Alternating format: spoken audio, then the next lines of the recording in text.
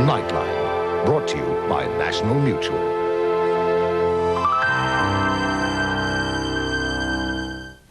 Good evening, I'm Peter Hitchener. A hunt is continuing for a gunman on the New South Wales Central Coast. Police scoured bushland around Kincumber near Gosford after the man had allegedly taken an elderly couple hostage at a local shopping centre and threatened others with a pistol.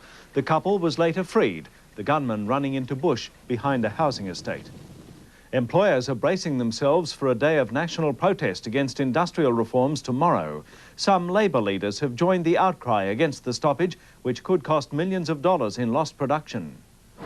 Tomorrow's day of union protest is threatening stoppages in key industries. Ports, mines and some sectors of transport face disruption despite growing calls for no strike action from ALP leaders, trades hall officials and the federal opposition. I call on the Prime Minister, even at 10 minutes to midnight, to denounce the National Day of Protest, which is really a national day of shame. Western Australia's Labor Premier, Carmen Lawrence, has been much tougher. Public servants who join tomorrow's action could have their pay docked.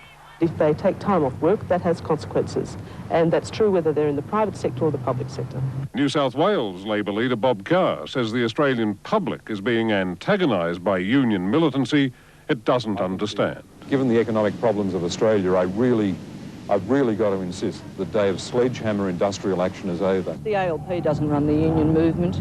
We make our own decisions. Peter Harvey, Canberra. A sad day for the art world with the death in London of one of Australia's most famous painters, Sir Sidney Nolan, aged 75. Born in Melbourne, Sir Sidney lived overseas for most of his life, but never lost touch with his Australian heritage. His career spanned more than 60 years and included the famous Ned Kelly series. Cricket, and in the first test in Brisbane, Australia will resume tomorrow at none for 21 in its second innings after the West Indies were dismissed for 371. 2 hours of play was lost when fierce hailstorms hit the Gabba. But the day's star was Keith Arthurton, who gave his side the upper hand with an unbeaten 157.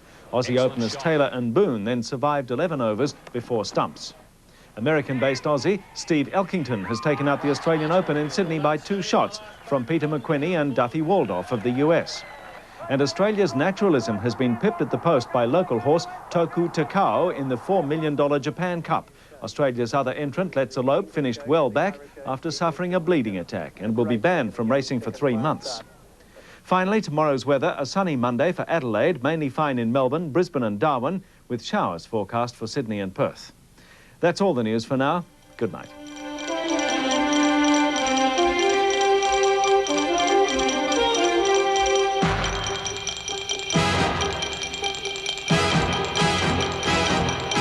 This has been a National Line News presentation.